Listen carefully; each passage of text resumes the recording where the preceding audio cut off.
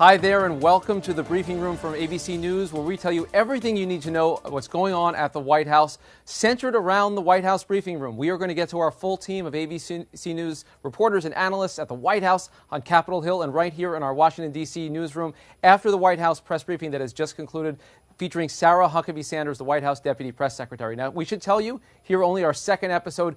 It's unusual so far. For the second time in as many days, we're going to bring you only the audio of the press briefing. This is not the normal practice, but it has become the new normal. In fact, there hasn't been a single day this month where the White House has briefed on camera. It's been only off camera. So therefore, you're about to listen to only the audio portion of the briefing, picking up where the questions begin. And our reporters in the room, and again, we'll break it all down on the other side of this. But for now, Sarah Huckabee Sanders at the White House. Eamon. The president seemed fairly blindsided yesterday by the defections on the health care bill. As the White House pivots and moves over to tax reform later in the summer, what are you going to change at the White House to make sure that he has a pretty good sense of where the votes are on tax reform as that legislative train starts moving through the Senate? The same thing we've been doing, that's continuing to have ongoing, regular, consistent contact with members of Congress.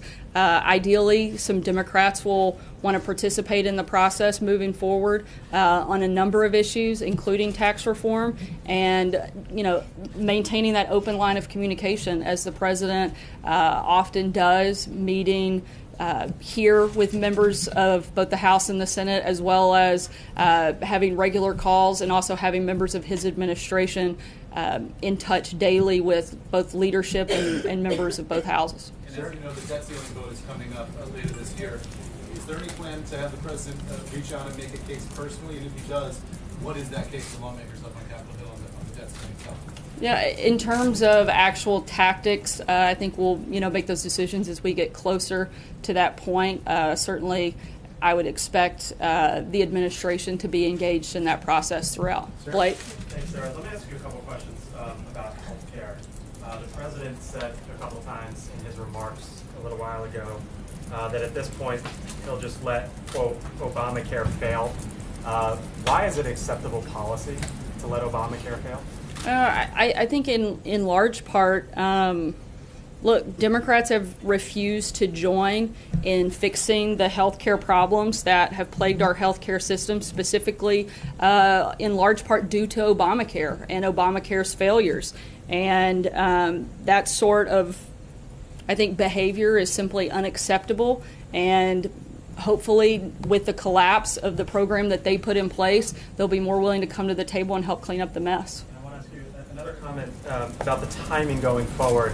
The president said, quote, something will happen and it will be good. It may not be as quick as we had hoped, but it is going to happen. He also started talking about 2018 and the need for more Republicans to get elected. So I guess in the short term, is it realistic for some sort of health care agreement to happen before the August recess even, as the administration and Republicans on Capitol Hill have been hoping, or is this a much longer term horizon now? Again, as we've said many times before, we're less focused on the timetable and making sure we actually get it right and get it done. We're continuing to focus on repealing and replacing Obamacare with a system that actually works, and those priorities and principles haven't changed. So is it possible that this is a post-recess, maybe even a 2018 event? Ideally, I think it happens as soon as possible. But again, we've been clear about not saying by X date, but more about let's get better coverage, let's get a better plan and a better program. That's been our focus, not the timetable. Sure. John? Sarah, three Republican senators, Collins, Murkowski, and Capito, have come out against this idea of repeal. Collins, not surprising, she voted against it in 2015.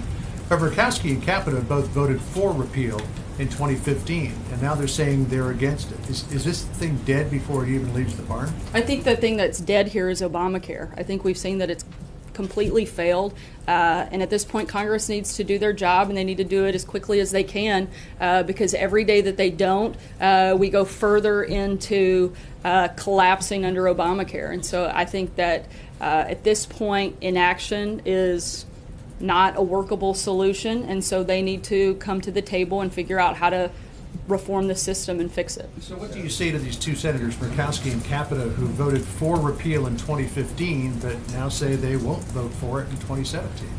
I think we say, what the vice president said today, do your job. It's time for Congress to do their job and do it now. Speaking to members of the House, Paul Ryan a short time ago said it's pretty difficult to explain to your constituents why you voted for something 2 years ago but aren't voting for it now. Is that the tack that this White House will take as well? I think that's something that those senators will have to answer to their constituents. That's not something that the White House has to answer on behalf of those members. Yeah. Will the Trump administration take actions to move Obamacare towards collapse, like stopping CSR payments or other things that have been threatened before? I don't think that the White House has to take any actions for Obamacare to collapse. I think you see the evidence every single day. You've got dozens and dozens of counties that have no options on the exchange. Premiums continue to skyrocket. I don't think the White House needs to do anything for the failure to continue. But what about those CSR payments to insurance companies? I don't have anything further than where we've been the last several months on that. Nothing new to update. Can I ask one more question about the Afghan girls? Why stop now? We're on such a roll. Everybody's having a good time. The Afghan girls robotics team is here competing down the street. Ivanka Trump went there and visited today and met the girls. How does the president find out about some of these individual cases that he's interceded on, like Aya Hijazi or the Afghan girls team, and sort of what ends up moving him on these individual cases? I can't speak to every single way that he finds out about information. Obviously, he has a large staff and an administration that pays close attention to a wide range of issues. And this is something that was flagged and something that he took a great deal of interest in making sure that the problem was solved, and it was. And, we're excited that they're here. Matthew. Thanks, Sarah. Two questions, if I may. First, who's primarily responsible for what appears to be the failure of this healthcare legislation? I would say Democrats. They're responsible. They're responsible. Sure. They're in the minority. Absolutely. They're responsible for passing Obamacare. They're responsible for creating the mess that we're in. They're responsible for being unwilling to work with Republicans in any capacity to help fix a system that they know is completely flawed and have publicly said so. I think that it's pretty clear, and I think the responsibility lies on their shoulders. Great. So then, just a quick follow-up. A bipartisan group of governors, including the Republicans John Kasich, Larry Hogan, Charlie Baker, Brian Sandoval, are calling for a seat at the table in a bipartisan process in healthcare reform. Is the president open to that, specifically sort of starting over with a bipartisan look at this and bringing governors to the table? The president has met with large number of governors, talk to them regularly. That certainly won't stop at this point in the process, not just on health care, but on a wide variety of issues. In terms of bipartisan, I think the president laid out pretty clearly from the beginning of this process. He was, more than willing to sit down with Democrats. I think they've been the ones that have been completely unwilling to even come to the table to be part of the discussion. Hopefully now that Obamacare continues to completely collapse, maybe they'll decide that they want to part of this process. Steve? What is the president's level of frustration with Republicans since they control both houses of Congress? I think he's frustrated. He spoke about this earlier today. I think his primary frustration is that there's no progress in terms of over the last 24 hours of moving this further down the road and giving Americans the system that they deserve. But I think he laid out pretty clearly that there's a small number of people that he's probably frustrated with, but I think in large part most of the frustration lies with the Democrats who created the mess but don't want to help fix the problem. And when he says he's not going to own it, what does he mean by that? I think he's not going to own the failure of Obamacare. I think exactly what I just said to Matthew. The failure of Obamacare, I think, rests solely on the shoulders of Democrats. They created the program. They pushed it through. They made this legislation happen, and they need to own the failure of it. John? Yeah, Sarah, back during the transition at that press conference the president had at Trump Tower, when he was asked about health care, he said that there would be repeal and replace the same week, but probably the same day, could be the same hour. Did this turn out to be a lot more difficult than he anticipated? Certainly, I think that after hearing members of Congress talk about repealing and replacing Obamacare for 7 years, I think that most people thought that it would probably move a little bit faster. What did he learn about the way Congress works in this process? What did he learn about this town? What did he learn about the legislative process? Probably that government always moves slower than it should. Zeke? Yeah, thanks, Sarah. I want to ask you about two statements from the president. One coming up a year ago this If you Friday. can speak up. Sorry, two statements from the president. One coming up a year ago this Friday at the Republican National Convention as he accepted that party's nomination. He said, "Nobody knows the system better than me, which is why I alone can fix it." So, if the president knew the system so well, does he owe his supporters an apology? That he couldn't get health care across the finish line. For what? Having the stock market at an all-time high, creating jobs, putting ISIS on the run, getting rid of countless regulations that have made the business climate better. Should he apologize for that? Absolutely not. We should be very proud of the progress that we've made in the first 6 months and the continued progress that we're going to make over the next 7.5 years. Second question, another statement regarding your response to Matt. This is from November 8th, 2013, from the president. Leadership. Whatever happens, you're responsible. If it doesn't happen, you're responsible. So why is the president trying to shunt responsibility over to Democrats? Doesn't he own any of the blame here? The blame of a program that was created and forced through before he took office? No. But the process of reforming healthcare is certainly not over, and we're going to continue to focus on reforming the healthcare system and putting one in place that isn't a failure like Obamacare. Hunter? Thank you, Sarah. This seems like a multi-question day, so I've got two. I thought they were all multi-question days. I didn't know that there was an option that we could do it different from day to day.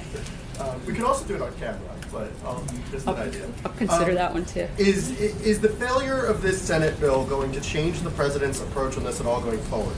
Will we see him take a more public role with rallies and speeches calling for healthcare legislation? And also, how much should we expect to see him meeting with senators about this? Again, the president has laid out the priorities of what he wants to see in healthcare reform, and now it's Congress's job to legislate. And we're looking to them to work through some of that process, but we're going to continue to be incredibly engaged, specifically on providing technical assistance, as well as looking at all options for best repealing and replacing Obamacare. And the second one, one thing I've been hearing a lot is this notion that it might have been smarter to pursue infrastructure first, because that had more bipartisan appeal and more likelihood of passage. Do you think there's any regret about not going for another agenda item first? No, not necessarily. April. Sarah, a couple questions. One, is the president going to go to the NAACP convention next week in Baltimore? I'm not sure, April. I'll have to check and get back Is he to you. considering? I honestly don't know. I haven't seen the schedule for next week. Okay, when it comes to ACA, you're blaming Democrats, but Democrats are saying there were 99 amendments by Republicans in ACA. What do you say to that? This is still, a Democrat piece of legislation. It was written, it was forced through. 99 amendments to how many hundreds of pages of legislation? It's outrageous to make this a bipartisan bill. I think everybody knows exactly who was part of that process, and it certainly wasn't Republicans. And the last question. Yes, ma'am. Some congressional leaders, particularly Democrats, are very concerned about the trust factor when it comes to Jared Kushner and his security clearance, and also still remaining in the job. What does the president have to say about his son-in-law right now in the midst of this storm, with the fact that more information continues to come out after he gave his initial statements, and they're concerned about the trust factor when he has a critical piece of security clearance that deals with issues of trust?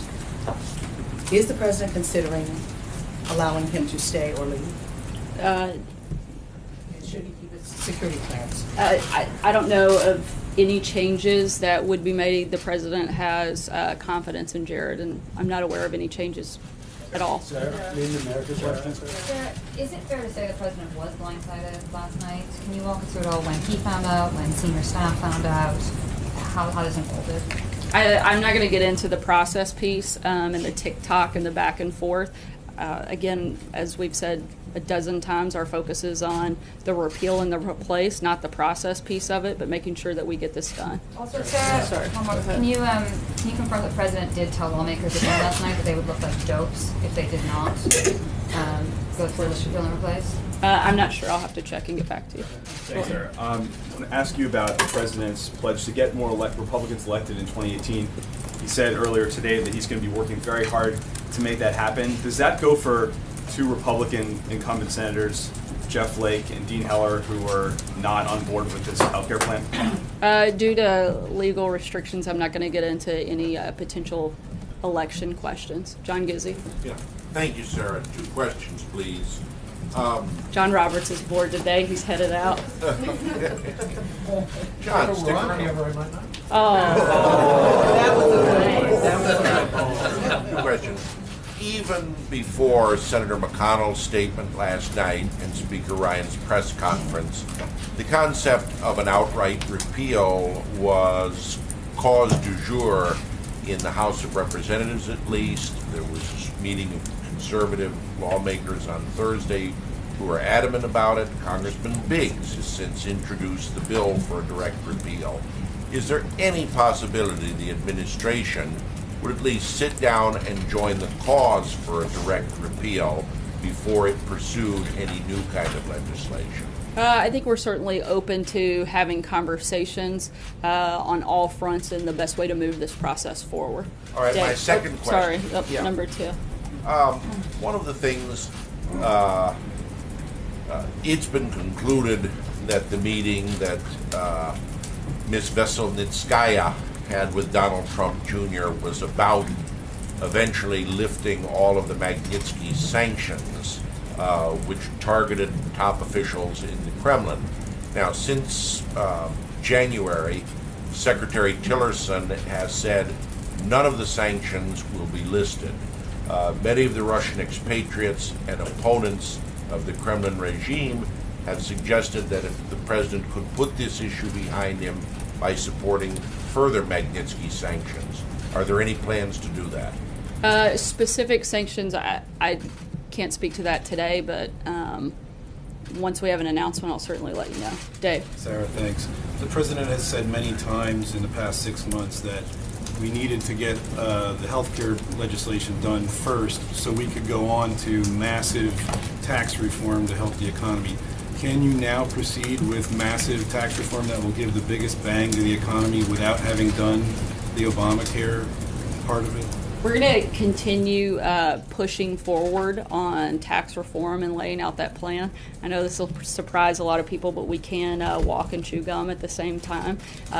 We're not done with the healthcare battle. We're going to continue pushing forward on that and hopefully get that completed and then transition fully to tax reform after that's over. Kristen. Sarah, thank you. You continue to say this is Democrats' fault. The reality is they were willing to sit down at the table with you guys and negotiate to try to improve. I missed all of those phone Obamacare. calls coming in. But they said they weren't going to work with you guys on repeal and replace. So isn't it fair to say that you guys were dug in and wouldn't find common ground with them as well? Not at all. We've been very clear from the beginning. We're willing to sit down with Democrats and talk about how to reform the healthcare system. And until they recognize the fact, I think, that Obamacare has completely collapsed and failed, I think it will be hard for them to move forward in the process. But their unwillingness is pretty well documented. In 2012, at Real Donald Trump's Twitter account tweeted, Obama's complaints about Republicans stopping his agenda, and I'm quoting, are BS. Since he had full control for 2 years, he can never take responsibility. Doesn't the president need to take some responsibility for this moment, Sarah? Look, I think we're taking responsibility in terms of pushing new legislation through, but not the failures of legislation that happened before the president got into office. I think you also have to take into account the outrageous obstruction that we've talked about pretty frequently up here, not just on health care, but across the board, and just allowing the president's administration to be fully staffed and be able to fully carry out the duties of the office. And I understand what you're saying, but this moment is not about the legislation that was passed before the president took office. This moment is about the president and Republicans who campaigned on a promise to repeal and replace Obamacare for 7 years, the president for the time that he was on the campaign trail, not living up to that promise to the American voters. Doesn't he need to take responsibility? Like I said before, the debate and the battle over health care isn't over. We're continuing to push forward to repeal and replace Obamacare, and we're going to continue fighting for that every single day. So you're speaking as if this is over and done, and it certainly isn't. Charlie. I was just curious whether the president would be willing to sign a repeal-only legislation if that ended up on his desk. I don't have any announcement to make on specifics. That hasn't hit his desk, but I think right now we're certainly open to considering all options to reform health care and make sure that Americans get the best care possible. Alex. So the president earlier today had a luncheon with service members, and he said he wanted to hear ideas from them about the war in Afghanistan. Can you tell us about any of these ideas that he heard? Also, he clearly is not happy about how long the U.S. has been in Afghanistan. Would he reject a plan from Mattis that would keep the U.S. there long term? In terms of specifics that were discussed at the meeting, I'll see if I can get any of those ideas if that's something that those individuals want to share. But the president felt like it was important to talk directly to some of the servicemen that have been on the ground and hear some of their feedback and some of their thoughts about what's taking place there and some of the progress being made. In regards to if Mattis came forward with a plan that kept the U.S. there long term, Trump has been complaining, President Trump's been complaining that the U.S. has been there for 17 years. Would he be supportive of a plan that kept the U.S. there longer? The president's still reviewing what options he wants to take and what decisions he'll make, and we'll keep you guys posted when we have an announcement on it. John Decker. Thanks a lot, Sarah. Repealing and replacing the Affordable Care Act was perhaps the biggest campaign promise that the president made when he was president.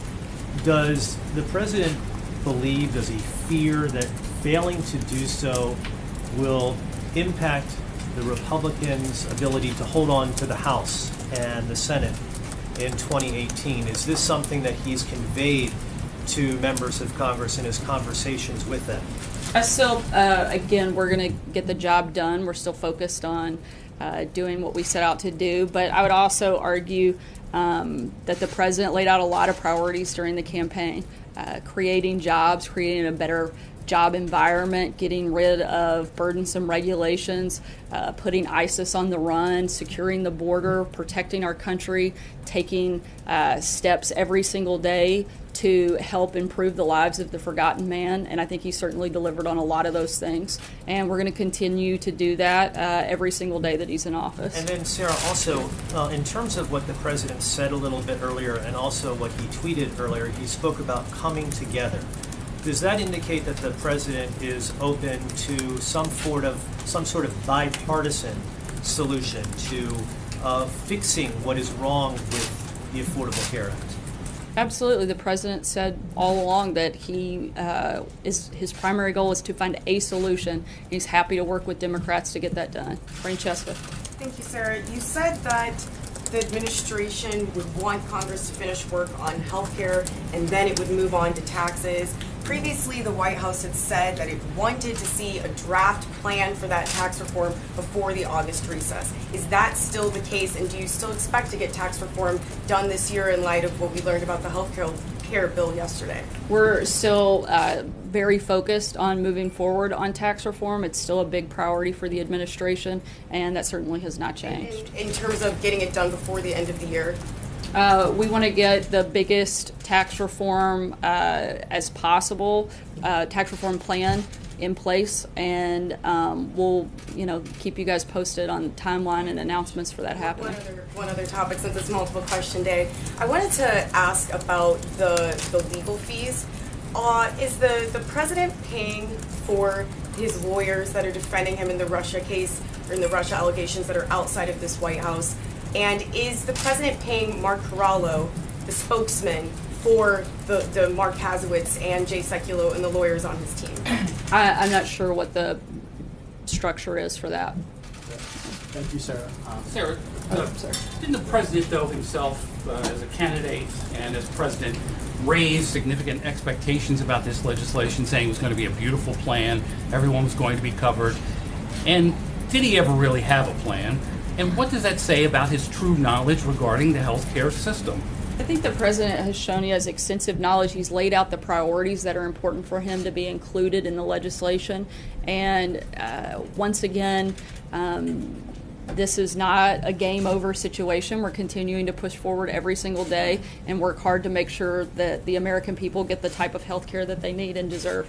Alexis? Can I just clarify, as long as the Affordable Care Act remains law and the replacement legislation is in abeyance, is the President committing through HHS to support the subsidies, the executive sustenance that the existing law requires? As has been the case since we got here, we'll continue to keep you posted as decisions and changes are made, or if they're not. And can I follow up? You just said a few minutes ago, we are taking responsibility in terms of pushing new legislation through. That sentence seemed to conflict with what you were saying earlier. Can you clarify what you mean by we're taking responsibility? What happened last night is the President's responsibility. That's what you're saying? I'm saying that our goal is to continue to push to repeal and replace Obamacare. We're committed to doing that. That hasn't changed throughout the campaign. That was something we talked about and something we talk about every single day that we're here. We're focused on doing that, and we're going to continue pushing forward. That's it. Abby? Sarah, so outside of the White House a couple of weeks ago, Mitch McConnell said either Republicans will agree to change the status quo or the markets will continue to collapse, and we'll have to sit down with Senator Schumer.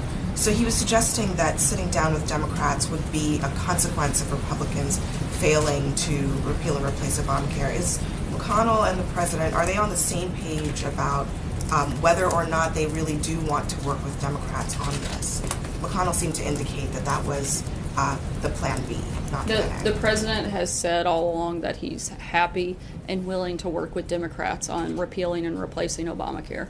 Do you guys believe that that's the way the process has actually unfolded in the Senate? In terms of Democrats being unwilling to come to the table, yes. In terms of whether the Senate Republican leaders have been open to Democrats? I think Democrats laid out very clearly from the very beginning of this process they were unwilling to come to the table and have that conversation. Sarah, I want to ask you about the Iran deal. It's been reported that the President was reluctant to certify that Iran is in compliance. Can you give voice to that reluctance? Just how reluctant was he? I think, as everybody in the room knows, the President has talked about this pretty extensively, and his opinions and his feelings on this deal have certainly not changed. He still very much thinks it's a really bad deal, and that the Iranians have not been fully compliant.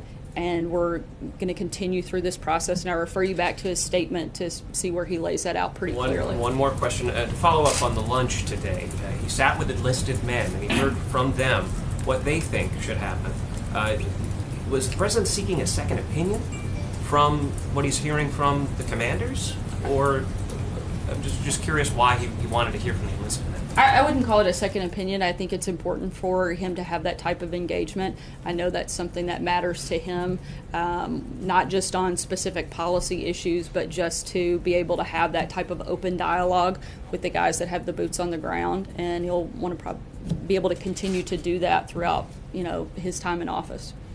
Sarah, both you and the President have suggested that Obamacare is simply dead. In fact, though, there are millions of people who still depend on it, and the President has decisions to make, as was noted earlier, the payments to insurance companies and subsidies. He can push this over the cliff, as Senator Schumer said a short time ago. He has the power to do that. It's not simply going to fail on its own. He has the power to do it. I disagree with you. I think we're seeing it fail day after day after day as millions of people... Well, if it's already failed, it can't fail day after day after day. You're saying it's dead. You're saying it's dead. It's not dead. There are still millions of people, many of them the forgotten men and women you like to talk about, who still depend on it. And he has the power to kill it dead. He has the power to push it over the cliff. Are you saying he's already made the decisions on subsidies and payments to insurance companies that would finally kill it? No, that's not what I'm saying. Again, in terms of Obamacare being dead, it's an unsustainable program. When something is unsustainable and it can't be revived... You're not saying it's dead. I do. There are people who depend on it. Millions of people, many of them your supporters, Right, his supporters. and How that's could it be why dead? that's why the process that of repealing and replacing would need to make sure that those people are continued coverage, and that's been a big focus and one of the priorities of this process throughout from the beginning. Is he going to help push it over the cliff? Again, I think this is already going over the cliff and doesn't need a push by the president. Sarah, when you've spoken to the president earlier today, said that this system will continue to collapse and will get to a point where Democrats have to come back to the table and join in trying to find a way to fix it. What specifically does the administration think would be that point where we would get a group conversation that has not happened yet? I think that's a question, frankly, you'd have to ask the Democrats. I think they're the only ones that know what's going to bring them to the table. You're the ones who keep saying that there's going to arrive a point at which the system has failed to such a degree that suddenly there's a willingness to compromise. So, like, what are you envisioning? Well, I can't Failures imagine of that. I can't individual imagine that plans? as this program, as he laid out, goes deeper and deeper off the cliff.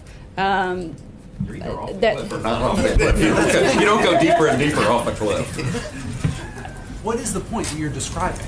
The point is Obamacare is simply unsustainable. We've said this 100 times. But you're saying it's you're not a gonna arrive program at that a can point. be revived. It is essentially a dead program in terms of being able to provide the type of health care that Americans need and deserve.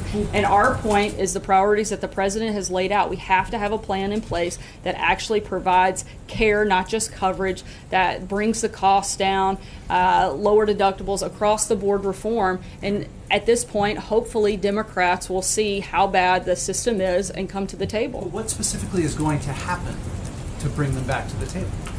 Again, Other than, you're saying it's unsustainable, it can't be supported. I would and the think that president is those saying it's things going to get to a alone point where Chuck should wake Schumer up knocks on the door. Democrats and make them want to come to the table. Again, I'm not going to speak for the breaking point of Democrats, but I can't imagine that as we continue down this road, they don't come to the table to try to help save health care in this country. You spoke before about the question about Syria. You spoke before about progress made in tackling ISIS. And US backed forces have taken a couple more neighborhoods in western Raqqa recently. I was wondering, does the president have an opinion on who should control the city after ISIS is expelled? I haven't had that conversation, but I would certainly refer you to members of the national security team, and they might be able to help lay that out more clearly. Thanks so much, guys. Hi there, and welcome to the ABC News briefing room. You just heard Sarah Huckabee Sanders at the White House podium. You only heard her, you didn't see her, as is the new normal. Joined here in our newsroom by John Santucci, who is covering Donald Trump as long as anyone, from that first escalator ride all the way to today, interpreting so much of what's going on over at the White House. Catherine Falders, one of our White House reporters, has been tracking all the numbers around this and covering all of these briefings. And over at the White House, ABC News Chief White House Correspondent Jonathan Karl, who was just in the room, also got some time with the president himself, which we're going to get to. But John, this is a big day because it's a day that we can declare death. Death to not just one, but two different healthcare efforts. The White House position is that Obamacare is dead. And of course, we've run the numbers. We've seen the math on Capitol Hill. The replacement efforts are also dead. So have you got the official diagnosis in from the White House about what's alive, what's dead, and what could possibly still be kicking here? Yeah, we do. We actually got that very emphatically from the press secretary, actually from the president as well earlier, but from the principal deputy press secretary, Sarah Huckabee Sanders, who I saw. You did not, Rick. I saw her because I was there in person. Video cameras are banned, but we are allowed to look. So if you're there actually in the room, you were able to see, and she was, in fact, standing at the podium when she gave the diagnosis. And the diagnosis is this, Rick. It is the Democrats who killed the Republican health care plan. That may surprise you because, as I think you've probably seen, the Republicans, it turns out, control both the Senate and the House. I believe that to be the case, That John. is true, It is. And what's interesting here... Go ahead, John. Here's what she said, and you heard this here. She said specifically of the president, he is not going to own the failure of Obamacare. The failure of Obamacare, I think, rests solely on the shoulders of Democrats. They created the program. They pushed it through. They made this legislation happen. They need to own the failure of it. and she made it clear that it was the Democrats who were to blame for this failure to repeal and replace it, because not a single Democrat would come along and support this Republican effort. So guys, they never even tried here. I mean, come on. There was never an effort by the White House to reach out to Democrats. They never thought there would be. Trump today talking about this 48-4 thing. That's just Republicans. They were never going to get Democrats. That's just Republicans, and exactly right. When the two senators came out last night about this was a totally Republican-driven effort here. You know, this isn't about the Democrats not coming on board. It's their own party, frankly. It's losing their own senators, and frankly, what a member of our team pointed out today was a tweet from Trump in 2012 when he attacked Obama, when he said Obama's complaints about Republicans stopping his agenda are BS since he has full control for 2 years. He can never take responsibility. There's a little irony here, right, for John? everything for Donald Trump, isn't Yeah, they always come back to bite him in this way. But yeah, I mean, the fact that he is not engaged Democrats at all, hasn't had them over for dinner. He had a couple people for lunch today. We know that, John, you actually spoke to the president today when he was having lunch there, and said right there that he was frustrated and disappointed with the fact that they could not get health care through. So we got Mary Bruce up on Capitol Hill, who's been tracking everyone down, and we're gonna play that clip with of President Trump and John Karl in a few minutes. But as we all know, they needed 50 votes. We knew that was the effort. They lost John McCain's vote. That was going to leave them just at that potential 50. Then two conservative senators came out yesterday, put him at 48. That's not enough. That means back to the drawing board, trying to get 50 all over again. It looked like they were right there on the razor's edge, Mary Bruce. And then what happened? You got a couple of names what's on pour that? in. What's on that board there? These are numbers, John. Numbers. This is pure math. I'm doing the math over here. 48. Math, guys, you know I don't do math. That's not my thing. Okay. We've already All been right. over this. I'll take your word for it. The problem, though, guys, is that even since what you just described, which happened last night, that initial plan to repeal and then come up with a replacement immediately, ever since that has gone down, we have already now run through an entire another cycle on what I think is Plan C. Stick with me here. So even this concept barely even got off the ground today. In fact, by the time lunch rolled around, this thing had come and gone. This was the plan to go ahead and bring up this vote simply on a straight repeal, then to work out at some time in the future the replacement, giving themselves 2 years essentially to come up with a plan to replace this. I mean, 2 more years after they've had 7 to work on this, that was still also up for question. But now we've already seen 3 Republicans come out and say they can't get on board with that plan. We've heard Senator Collins, Senator Murkowski, Senator Shelley Moore Capito all say that they cannot support a plan to simply repeal and then work out the replacement at a later date. They're concerned about the uncertainty that this would create in the markets. They're really concerned about the uncertainty that this could create for average Americans. That fear of what would happen if you lived in limbo, that concern of what would happen if you knew your health care was going to be repealed, but what would come next? And let's be honest, when it comes to creating these sort of self-imposed deadlines, well, the people in this building don't necessarily have the greatest track record of meeting those self-created deadlines. So it doesn't seem that this vote is going to become a reality, but that's not stopping Republican leaders from actually having this vote. Senator Mitch McConnell has already announced that they're going to go ahead, they're going to have this vote, even though it seems to be doomed essentially at this point, simply because they want to get Republicans on the record on this. 7 years, their signature promise to the American people. They want to make clear who's going to vote against repealing this and who's going to have to go home, face their constituents, and explain why they voted to oppose it. But then, Mary, it sounds like you and Rick Klein suffer from the same problem. You both are terrible at math. Because this, to me, Mary, sounds like we're now going to Plan D here. Because C isn't going anywhere. Hey, wait, that's the alphabet. That's not math, Santucci. That's right. Totally different letters, numbers. Those are letters. Going through the alphabet. But actually, I'm glad you raised this because I was just down in the basement talking to Senator Lindsey Graham, and I asked him this question. Okay, so if you can't get Plan C done, what's Plan D? And he kind of chuckled and said, look, we could go all the way to Z, X, Y, and Z. And not exactly giving us a lot of optimism here, but the question is, okay, if repeal and immediately replace isn't going to do it, if repeal now and replace later isn't going to do it, does it mean pause for the collective gasp that you now have to have Republicans work with Democrats, that ugly, nasty B bipartisan word? Are we going to have to see them go down that path? And Mitch McConnell has called for that in the past. You've heard members of both sides of the aisle say they're willing to work together to fix some of these issues with Obamacare to try and stabilize the markets. But Mitch McConnell just now said, well, we'll see. because as always, the devil, it's in the details. So, as you mentioned, it's getting messy, and we've got really the possibility of a Republican civil war. Sarah Huckabee Sanders was asked about this. Does this mean that the White House might take on Republican senators? He went out and talked about how we got to get more Republicans elected.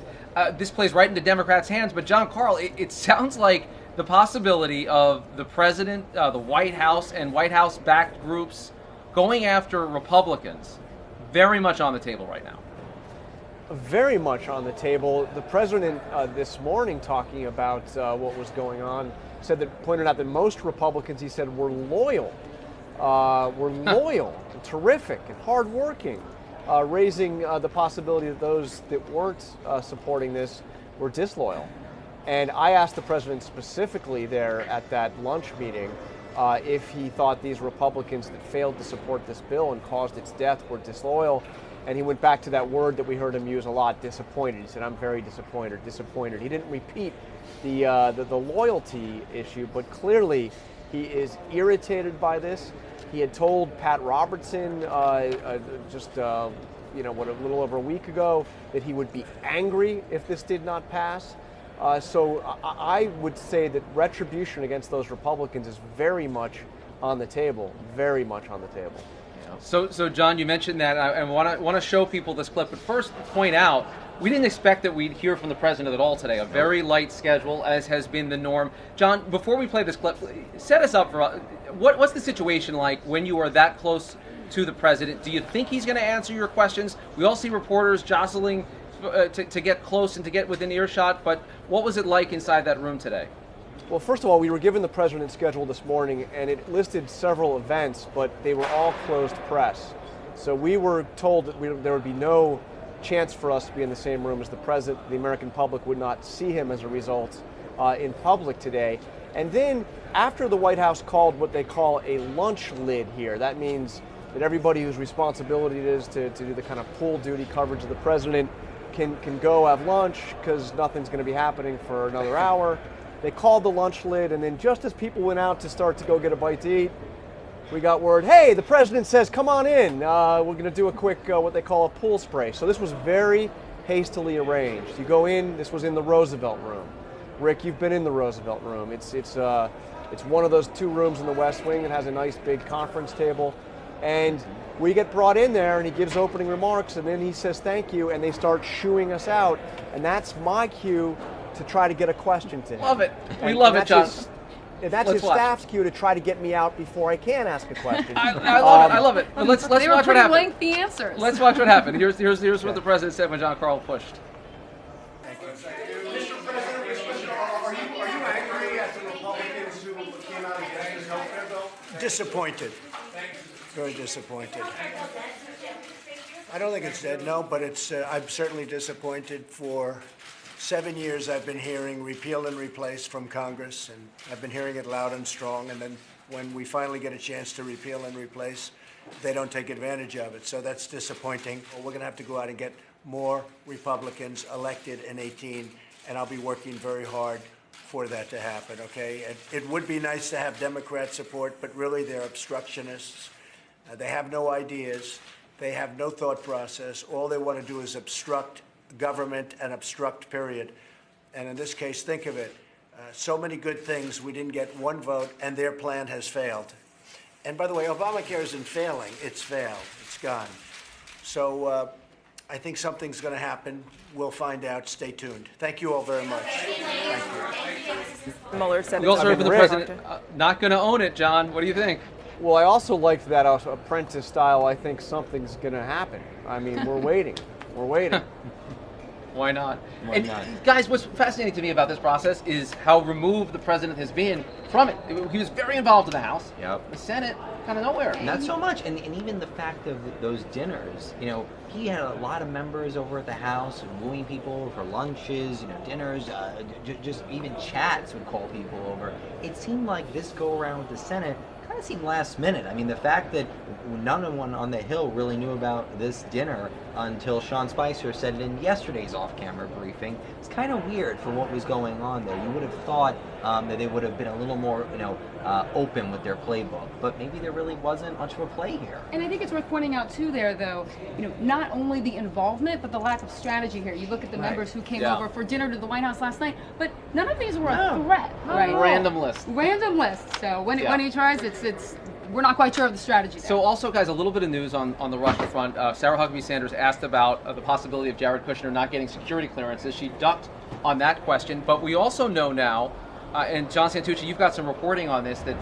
Paul Manafort and Donald Trump Jr. both have clearance to appear. Right. That doesn't necessarily mean they're going to be there. It doesn't mean that they're going to play ball here. So our understanding is that Donald Trump Jr. has not been contacted yet by Senate investigators. That's either Senate Intelligence, which had really been driving this investigation, or Senate Judiciary. When it comes to Paul Manafort, though, who's obviously been the target for most of these investigators for quite some time, we have just learned from a source with knowledge of their conversations that Manafort is not committed to meeting with the Senate Judiciary Committee. Now, that in and of itself is pretty explosive, considering that Feinstein said to our reporter not too long ago that they have the green light, come on in.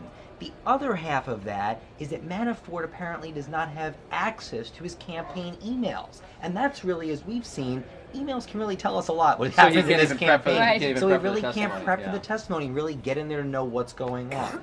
Pretty stunning, actually. I was pretty surprised when I got that phone call not too long ago. And John Carl, is there concern about this question of security clearances, or do you hear just such loyalty to Jared Kushner as the president's son-in-law? Sort of unfathomable that he could be on the outs with the president himself. You'd think they'd vouch for him. Well, look, the president is the one that has the power on these issues, frankly, and I've heard no serious discussion of Jared Kushner being stripped of his security clearances. Although it was interesting to hear Sarah Huckabee Sanders so muted in her defense of Jared Kushner. But I think this is an issue that Democrats have jumped on because Jared is right there in the West Wing, unlike Manafort and unlike Don Jr. He is somebody that is, has all the top clearances and is dealing with the big foreign policy issues with the president. But I would be shocked to see him stripped of his security clearance. Okay, lightning round as we wrap up this edition, the second edition of the briefing room. Mary Bruce, we're going to start with you. What are your takeaways? What'd you learn today, other than how to count from A to Z? I guess we all got to do. Yes, 26 letters, by the way. Thank you for helping me out with that. Yes, besides the math tutorial. I think the big takeaway here today up on the Hill, going back to the healthcare issue, is that when you look at the big picture, where does this go from here? Assuming you get through Plan Z, and Republicans finally have to go forward, that in order to fulfill their signature promise to overhaul Obamacare, Republican signature pledge to the American people, they may actually have to work with Democrats. Oh my. John Santucci, what'd you learn today? I think that this is going to be a very strenuous couple weeks here as we all try to count how many different plans they're going to have and who's up, who's down. I think that's part of the other part of it is that I think, going back to, I'm sure Mary and the team are hearing up on the Hill about how this investigation is going forward with judiciary. This is going to still be a very long process. And I think that, many of us thought that some of these initial question sessions would be wrapped up by the summer. Doesn't appear like that's going to happen. I think we're going to keep going with Russia into the fall, winter, spring. I forget what comes after that. They cycle all over again. Exactly. Over to you, Falders. What's your takeaway? I think Mary touched on it a little bit, kind of like the bigger picture going forward here with healthcare. If you look back to the first interview that Trump did with 60 Minutes, he said, we're going to repeal and replace simultaneously. Then we're going to let Obamacare fail. Then we are going to repeal it, and then we'll replace later, and now we're back at Obamacare fails. So I think really digging into where the president actually stands on this issue right now, what his strategy is going forward. I know Sarah spoke about it, but maybe he should have a press conference, Rick. We'd ask you some questions. Okay, John Carl, over to you. What are your final thoughts from today? Well, the biggest takeaway is we've declared the Republican health care plan dead in the past, and it turned out that it was able to come back from the dead. Today we saw it really die, and not just the idea of this replacement plan, but even the idea that they had passed so many times before, including as recently as December of 2015, it simply, they cannot do it. They cannot do it. Obamacare is the law of the land and will remain the law of the land. And as for me, I think we learned today that the strategy is that there is no strategy. You heard from the president himself that you're going to attack Democrats, you're going to attack Republicans. I'm going to work on this. We may replace it. We're not going to replace it. they have not figured this out. And the president's own role in this, that we always thought would be so critical, the consummate deal maker, he was outside of this. Close it. All right. Our thanks to Mary Bruce. Our thanks to Jonathan Karl. For John Santucci, for Catherine Falders. That's it for this edition of The Briefing. We will be back tomorrow. Audio, video, Whatever. all of the above, We'll be whatever here. we got, we'll be here. Thank you for watching, and of course, click on us next time.